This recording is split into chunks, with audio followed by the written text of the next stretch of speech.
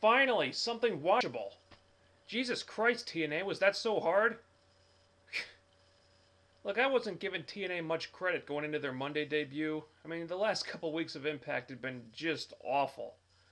And I don't know what happened. I don't know what flipped the switch, but they delivered a pretty entertaining show on March 8th. I mean, first of all, the pacing. This was probably the best paced show they've had in a long time. I mean, the pacing was fast, but not too fast. And a big part of that was that they had a better balance of talking versus wrestling.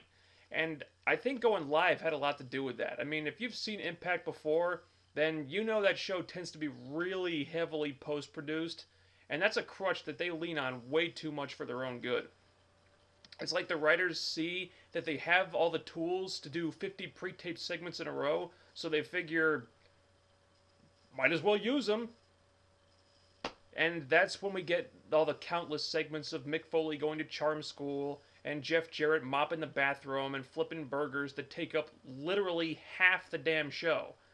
I mean, you can't do that when you're live. It kills the crowd for one, plus it's just fucking boring, which defeats the whole purpose of going live in the first place.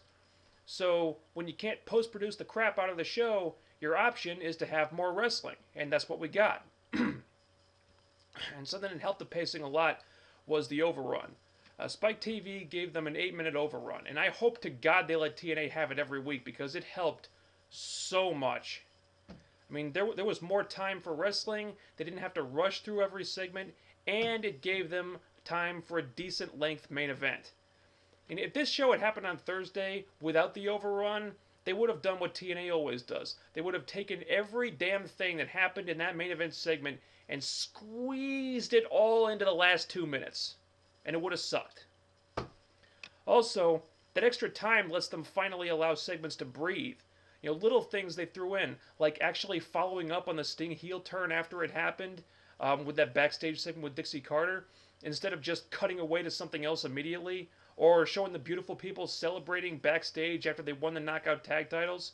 I mean, I hate that they won those titles, but it was good that the production team showed this because it actually made the title win look meaningful.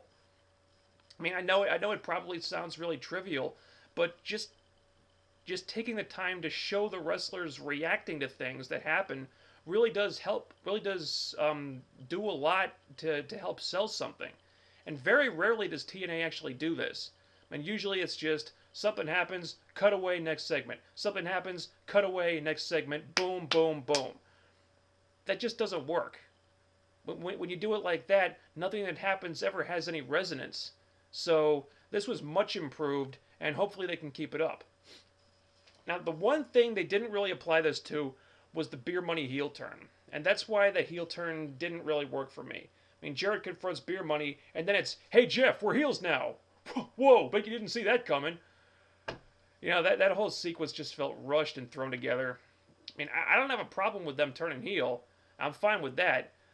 But, and the writers did kind of set it up beforehand, like in previous weeks, but that angle just needed more attention.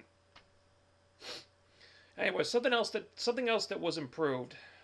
We actually had a damn XDivision match on the show for once. Not only that, but the guys got to cut some promos too, which we don't normally see in the XDivision. I mean, Kaz saying that he wanted to be the one to like reignite the flame of the XDivision, and then Daniel saying it was going to be him to be the one to do that, and then Doug Williams getting involved. This was all very, very good. And then to have Bischoff come out and actually put over the XDivision like he did, that was great. I loved that. Now, I didn't totally buy what Bischoff was saying, because if that's the way he feels about the XDivision, then we would have seen this 2 months ago. But it was still what needed to be said, and it will mean something if they follow through on it. I'm not too confident that they will follow through on it, because we hear this talk about reinvigorating the XDivision like every 6 months, and then it never happens. So that's a wait and see. But this was a great segment, and they did have a great match. An actual XDivision match on Impact that went over 5 minutes and was not interrupted by commercial breaks, and was actually portrayed like it meant something. An entire segment devoted to making the XDivision look important. When was the last time that happened? I don't even remember. It was probably like when Daniels and Joe were feuding last summer. Alright, next. The Sting heel turn. I actually really like this. I think most of us expected Hogan to turn heel here. I know I did. And it was so refreshing to see Sting turn instead. And this one angle was probably more effective than his entire run in the Main Event Mafia as far as getting him over as a heel, because they actually went all the way with it.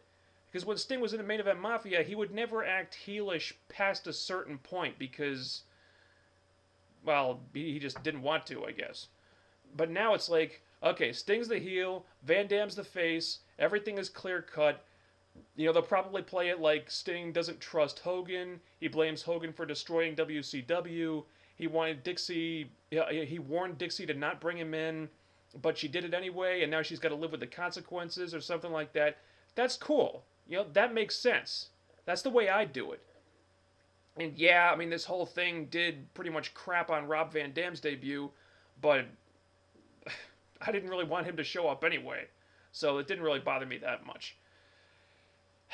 And finally, Jeff Hardy. Jeff Hardy made his return. We haven't seen him since January 4th. I'm not a Jeff Hardy fan, but I do recognize that the guy is a huge star, whether I like it or not. And thankfully, TNA treated him like a big star, actually. Unlike on January 4th, where they just turned him into a nobody within the span of 10 minutes. He made the save for Hogan and Abyss and Pope in the main event, attacking all the top heels in the company. That's how you take advantage of a guy like Jeff Hardy. You don't put him in an undercard feud with Homicide. You don't put him in a tag team with Shannon Moore. You put him in the main events. I may not like it, but that's where Jeff Hardy needs to be. So generally, this was a much better effort from TNA this week. Definitely a huge step up over what they've been delivering lately.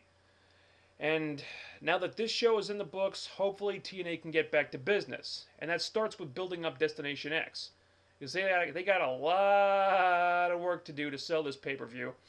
Because the build-up has been pretty embarrassing. Let's face it. I mean, so far, all the focus was on the March 8th show. So they kind of threw Destination X under the bus. So, I mean, most viewers probably don't even know there's an Ultimate X match on the card. That's how little they've done to promote this thing. I mean, to be heading into the go-home show with only 4 matches announced for the pay-per-view, it's like they want it to fail. So, hopefully they'll do some work on that next week. We shall see. And before I go, I got one little news item here. In case you didn't hear the announcement, QCW Radio has moved to a new night and time.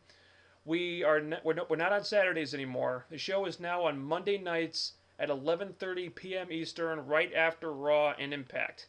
So we're going to be the first show on the Angry Marks Podcast Network that gets a crack at the Monday Night Wars every week. You can listen to the show on blogtalkradio.com/QCW Radio or angrymarks.com. So check us out, 11:30 p.m. Eastern every Monday night. And that'll be it for me this week. I'm sorry I was a little late with this video. I'm just really used to making these at the end of the week, and so it's a little bit different now, so the schedule's all screwed up. So I'll try to be more punctual next time. But anyway, thanks for watching, and I'll talk to you guys next week. See you later.